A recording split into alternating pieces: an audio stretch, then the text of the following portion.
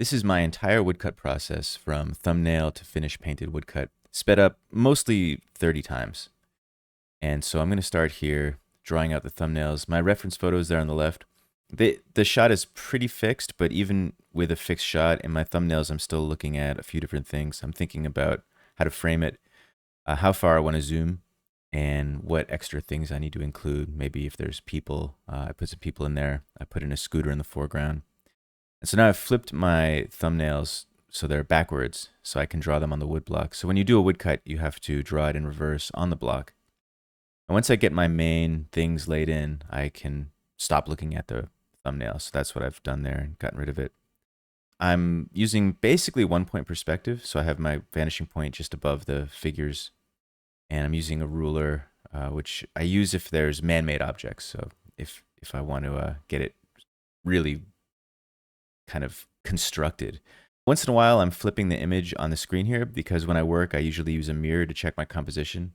But because I was recording this, I had the monitor up in front of me. I could just flip it on the screen, and it made it easier. So flipping it not only because that's how the finished woodcut will look, but also you can spot your mistakes easier, even if you're not going to flip it in the final piece. So that's a kind of an old trick. I'm using MDF as my wood block. So I live in Taiwan, and it's hard to get good plywood here. But I used to like to use birch or Baltic birch back when I lived in the States. But MDF is a good kind of happy medium between plywood and lino. You still get the roughness of a woodcut, but it's much easier to carve. There's no grain to it. So I actually ended up liking it better than plywood. In the inking here, I'm inking it largely because when I carve it, I don't want it to smudge. So there's a lot of like rubbing your hand on the block when you carve it. And so the ink prevents that. Whereas if it was just carving pencils, it would smudge. Also, I grew up with comic books, and so penciling and inking is sort of my natural inclination anyway when I'm making art. So I'm laying in all my textures, and for the foliage, I wanted it, very organic.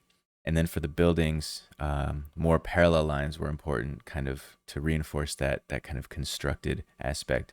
And the direction the lines go was kind of important, patterning and for composition, making the eye move. Also very important here was the spotting of the blacks, especially in relationship to the sky and to the figures. So kind of getting the inverted shape of the sky and that big black shape in the bottom. And then the figures, the figure on the black side will have the white shirt, and the figure in the light side has the black shirt. Is kind of bringing the eye there, more of a focal point idea. Also, I had clouds in the sky and the pencils, and I decided that I wanted to leave myself more options for the painting. So I can paint. I'm going to paint 20 versions of this. This is out of 20, so I'll print 20 of these and paint them. And some of them will have cloud in the sky, and some of them will just have clear sky. And it's also an interesting way for me to see, how doing that affects the overall image, and I can compare the different ones that I paint and see how it changes things. At the beginning of this carving section, I was honing my tools, so that's called a strop. It's a piece of leather with some honing compound rubbed on it. You can use an old belt. Right there, you just saw it again. And I just do that before I start carving every session. So I just run it across that maybe 20 to 30 times. It's real quick to do, and it helps to sharpen the tool without actually having to sharpen it, which is a huge pain. And all these techniques, I have a lot of videos up on this channel that go in depth with the carving stuff. So there's a bunch of carving videos about different techniques, how to carve circles, how and why you might want to carve with your non-dominant hand. And there's a lot of videos of just carving with music, if you're into that sort of thing. And so for this, I started carving the big white shape of the sky. I outlined it, and then I took the larger U-gouge and just cleared out all of that space. I don't always start with the biggest white shape, but it's kind of a nice thing to do. It makes you feel like you've accomplished a lot when you haven't really done too much. Also, I make sure when I carve that wherever I start, I always carve sort of outward from that. So I carve adjacent things just to make sure that I don't miss any spots, because it's no fun when you go to ink up your block and you realize that you forgot to carve something and it's all covered in ink and it's just a mess. So I try to only carve something that has carving next to it, kind of move out from a starting point.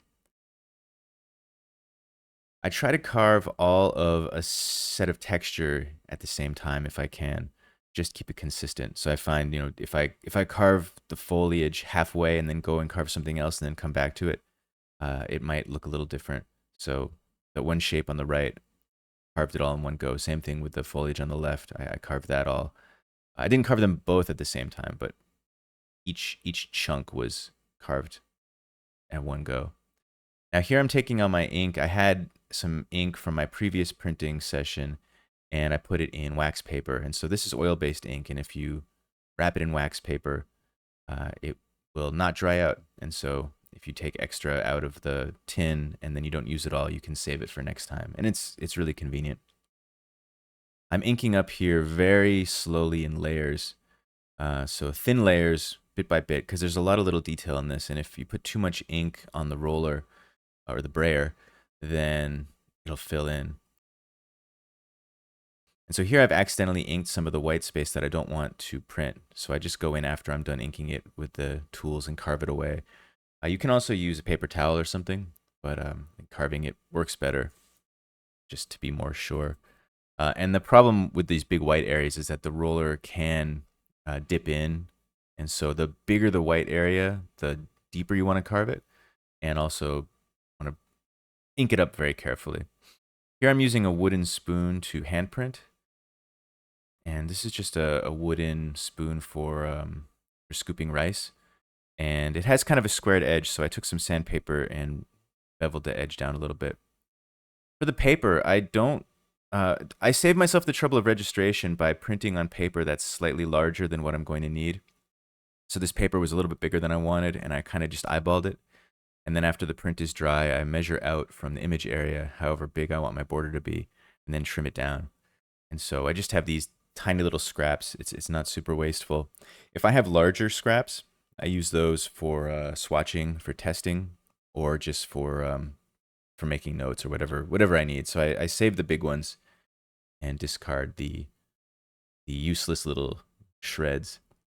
For painting, so because I use oil-based ink and I'm painting with watercolor, it's pretty easy to sort of paint by number. The ink resists the water, and so it doesn't want to go over the edge.